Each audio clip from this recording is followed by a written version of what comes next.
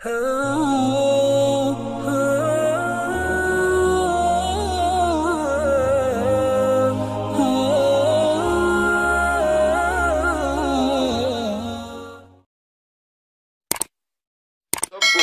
औलिया सिद्दीकीन के ईमान, एहसान, इखलास और इताअत इलाहिया, इत्तिबा शरीयत और जिक्र महबूब पाक और इत्तिबा सुन्नत की जिंदगी अनायत फरमाते आपने करम से। अरे मियाँ घबराओ नहीं, चलो आगे चलो इंशाअल्लाह ताला। काम करेंगे तो कामयाब बन जाएंगे इंशाअल्लाह। हम कहाँ कामयाब बनेंगे, वो अल्लाह ताला खुद ही कामयाब फरमा देंगे। काम को खुद काम पहुँचा देता है अंजाम तक, इब्तिदा करना है मुश्किल, इंतहा मुश्किल नहीं। बात समझ में आती है मेरे दोस्तों? हाँ, वो लोग जो डराते रहते हैं हमेशा, अरे उल्लू तू इतना गुनाह करता है तो फिर आप देख लेना कि जहन्नम के गड्ढे में तू कैसे गिरता है। ऐसा नहीं करना चाहिए। मुबश्शिरा व नज़ीरा, है ना। आप सल्लल्लाहु अलैहि वसल्लम खुशखबरी सुनाते थे और डराने वाली बातें भी सुनाते थे। लेकिन देखो, खुशखबरी की बातें ये इसमें तफसीर में आया कि मोमिनीन को सुनाते थे और डराने वाली बातें कुफार को सुनाते थे। अब ये जो है तमाम डराने वाली सख्त सख्त वईद की बातें अब मुसलमानों को सुनाने लगे हैं बाल लोग। एक साहब वो बहुत बड़े आलिम है, मुफ्ती हैं, पुराने मुफ्ती हैं, शेखुल हदीस है, तो जो पूरे बांग्लादेश में घूमते फिरते हैं और वाज कहते रहते हैं। एक जगह मेरा बयान हुआ तो उसमें किसी बयान के किसी दर्जे में तकरीर में ये मौजूद मेरा आ गया था कि ये जो कहते हैं कि वो 99 सांप डसेंगे, है ना, सांप का डसना और ये कहाँ वो घुस जाएगा, धस जाएगा, ये सब। मैंने कहा कि खबरदार, ये सब बातें, ये कुफार के बारे में, मुसलमानों के बारे में नहीं है। गुनहगार मुसलमानों के लिए ये बात नहीं है। तो ये जो कहा ना, तो सब लोग इतने खुश हुए कि भाई अजीब बात, इससे पहले इन लोगों ने ये सुना नहीं था। फिर वो मेरे बाद उस मौलाना का, शेखुल हदीस साहब का, मुफ्ती साहब का बयान था। बयान करके जब वो वापस आए तो 2 मंजिले पर मैं बैठा हुआ था, मेरे पास आकर वो मुस्कुरा रहे थे। तो कहने लगे कि आपकी जबरदस्त हिम्मत। मैंने कहा क्यों? कहने लगे कि ऐसी बात तो हम कभी नहीं कर सकते थे, आपने एकदम से कह दिया कि कुफार के लिए, मुसलमानों के लिए नहीं है। हमने कहा कि यार ताज्जुब, ये तो आप सल्लल्लाहु अलैहि वसल्लम ने साफ उस हदीस पाक में तस्लीम फरमाई है, ये कुफार के लिए ये अजाब है, मुसलमानों के लिए इसका जिक्र नहीं है। बोलो भाई, क्यों गड़बड़ करते हो? क्या लोगों को जहन्नम में पहुंचाने की कोई जिम्मेदारी है, कोई ड्यूटी है? आपको ये ड्यूटी कहाँ से मिल गई है? नाउज़ुबिल्लाह ताला मिन ज़ालिक। बड़ी अजीब बातें हैं, दीन से ऐसी बेखबरी है, ऐसी नावाकिफियत है। अल्लाह ताला हिफाजत फरमाए हम सब। आओ चलो काम करे और तौबा इस्तिगफार करे, चलो जन्नत की तरफ दौड़े इंशाअल्लाह ताला। वो अल्लाह ताला खुद ही मुंतज़िर है कि या कब आ जाएंगे हमारे पास जन्नत में। वो अल्लाह ताला खुद ही मुंतज़िर है। और देखो, ये मुंतज़िर है, उसकी एक दलील ये भी है कि वो मैदान माशर में हिसाब किताब के बाद फिर जन्नत और जहन्नम का फैसला होगा।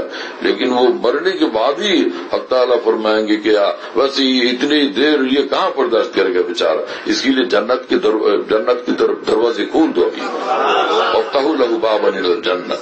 फरिश्ते को हुक्म होगा आप जन्नत की तरफ गेट खोल दो अभी, कुछ तो देख ले, उधर से हवाएं आए, है ना, आराम तो मिले इसको। और हदीस पाक में ये भी आया है कि ये वही गड्ढे में बैठा हुआ नहीं रहता बंदा, बल्कि रूह उसकी उड़कर वो अर्श आज़म के नीचे किंदिलों में जाके वो बैठ जाती है। वहां से तमाशे सब वो रूह जो है तमाशे देखती रहती है कि क्या तजल्लियात, क्या अनवार की खूबियां हैं, क्या महासिन है, कौन सा आलम है ये। और फिर वहीं से उसका اپنے وہ جنت کے مناظر بھی نظر آتے ہیں، پھر اپنی جنت بھی اس کو نظر آتی ہے. اللہ تعالیٰ سے اس کو اجازت ملتی ہے کہ اگر چاہے تو جا کے دیکھ لے، گھوم گھام کے آ جا.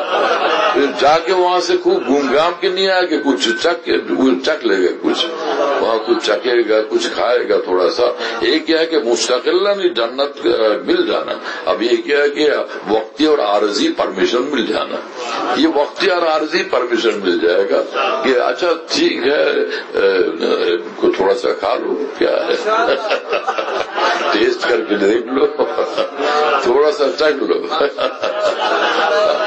لوگ اتنا ڈرا دیتے ہیں، اتنا ڈراتے ہیں کہ لوگوں کو کہ میر صاحب رحمہ اللہ نے میرے شیخ رحمہ اللہ کے ساتھ جو ہوتے تھے سعید تھے بھائی، میر صاحب رحمہ اللہ نے مجھے کراچی کی خانقاہ میں قصہ سنایا کہ وہ خانقاہ کے سامنے والی حضرت والا کی یہاں خانقاہ کے ساتھ والی مسجد کے اندر کوئی سالک بیچارہ وہ جوان تھا، وہ رو رہا تھا.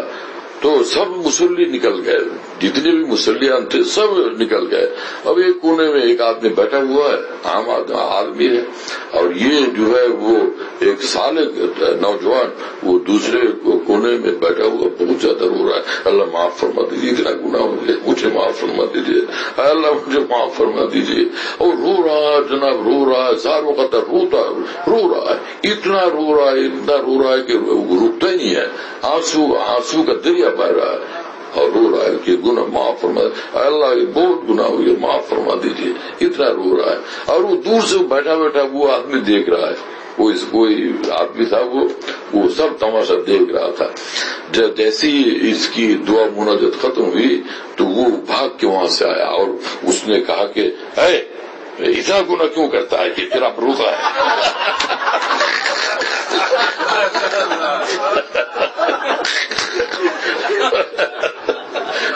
اس کو بہت ڈانٹا، اتنا گناہ کیوں کرتا ہے کہ آپ روتا رہتا ہے.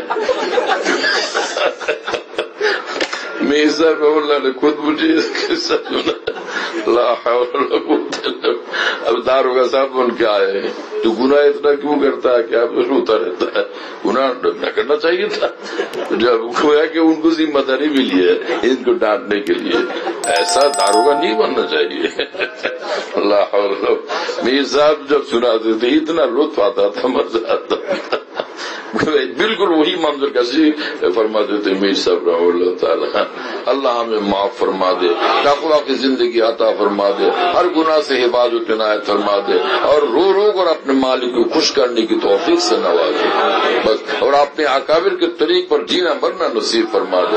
اور صرف اکابر کے طریق کا نعرہ ہی مت لگاؤ، بلکہ اکابر کی تصنیفات، تعریفات، مواعظ، ملفوظات کے مطالعہ کو شیوائے زندگی بناؤ، شیوائے حیات بناؤ. اللہ ہمیں توفیق عطا فرمائے. اپنے بچوں کو سکھاؤ کہ حکیم امت کے مواعظ ملفوظات کو پڑھو. بات سمجھ میں آئی میرے دوستو؟ اپنے اکابر کی کتاب ان کے ہاتھ میں دو، ان کو پڑھاؤ، ان کو خود پڑھنے دو، ان کو پڑھنے کے لیے تاکید کرو، ہے نا. انشاءاللہ اس طرح سے پھر کام بن جائے گا. 2-4 باتوں سے زندگی بدل جاتی ہے لوگوں کی، ہے نا. تو نے مجھ کو کیا سے کیا شوق فراواں کر دیا، پہلے جان پھر جانے جان پھر جانے جانا کر دیا.